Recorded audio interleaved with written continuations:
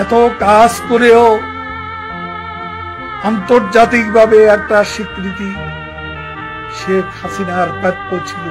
আমার কাছে অনেকে আসছে, আমার সমস্ত পুরস্কারের দরকার নাই। ক্ষমতাচ্যুত সাবেক প্রধানমন্ত্রী শেখ হাসিনা এখনো চট করে দেশে ঢুকে পড়ার অপেক্ষায়। তবে যখন তিনি দেশে ছিলেন তখন সম্ভবত তার সবচেয়ে বড় খায়েশ ছিল নোবেল পুরস্কারের। এ পদকের জন্য ছাড়ও কম দেননি তিনি। রোহিঙ্গাদের জন্য সীমান্ত খুলে দেওয়া এবং পার্বত্য শান্তি চুক্তির নেপথ্যে ছিল হাসিনার এই নোবেল মোহ। ডক্টর মোহাম্মদ ইউনূস নোবেল পাওয়ায় আরও বেপরোয়া হয়ে ওঠেন পতিত এই স্বৈরাচার। ঠিক যত উদ্গ্রীব আমরা এখন যুক্তরাষ্ট্রের প্রেসিডেন্ট ডোনাল্ড ট্রাম্পকে দেখছি, একসময় এমনটি ছিলেন হাসিনাও। আর এই মোহেই প্রচলিত আইন কানুন রীতিনীতি উপেক্ষা করে মিয়ানমার লাগোয়া বাংলাদেশের সীমান্তের দরজা খুলে দিয়েছিলেন তিনি। দেশের মাটিতে আশ্রয় দিয়েছেন রাখাইন রাজ্য থেকে জোরপূর্বক বাস্তুচ্যুত লাখ লাখ রোহিঙ্গা জনগোষ্ঠীকে।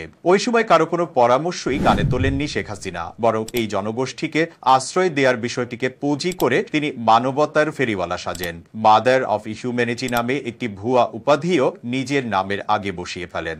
এখানেই শেষ নয়, নির্যাতিত ও নিপীড়িত রোহিঙ্গা জনগোষ্ঠীর ইস্যুটিকে কাজে লাগিয়ে পর্দার অন্তরালে শান্তিতে নোবেল পুরস্কার পাওয়ার জন্য রাষ্ট্রের টাকায় দেশে বিদেশে লবিস্ট নিয়োগ করেন তিনি। যদিও শেষ পর্যন্ত তার এই চেষ্টা সফল হয়নি, উল্টো আরও রোহিঙ্গা জনগোষ্ঠীকে আশ্রয় দিয়ে বাংলাদেশের চিরস্থায়ী সর্বনাশ ডেকে এনেছেন তিনি।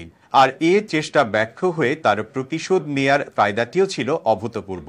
দেশের একমাত্র নোবেল লরিয়েটকে তিনি ৮ তলার সিঁড়ি দিয়ে হাঁটিয়ে উঠিয়েছেন। এতে অবশ্য তিনি ঠিক শান্তি পাননি। পদ্মা নদীতে প্রফেসর ইউনূসকে দুটা চুবনি দিয়ে তোলার কথাও বলেছিলেন তিনি। মতো সেতুর টাকা বন্ধ করেছে, তাকেও আবার পদ্মা নদীতে দিয়ে 2টা চুবনি দিয়ে উঠাই নেওয়া উচিত, মরে যাতে না যায়। একটু পদ্মা নদীতে চুবনি দিয়ে সেতুতে তুলে দেওয়া উচিত।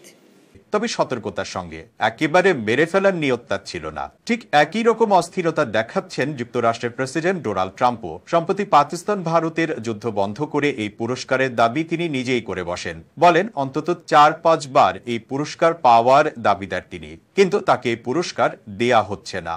নোবেল ইস্যুটি আলোচনায় থাকার মধ্যেই বেঁধে যায় ইরান ইসরায়েল সংঘাত। ইরানে হামলা চালিয়ে দুই পক্ষকে যুদ্ধ বন্ধে বাধ্য করার মধ্যে দিয়ে সংঘর্ষে নিজেই একটি পক্ষ হয়ে যান ট্রাম্প।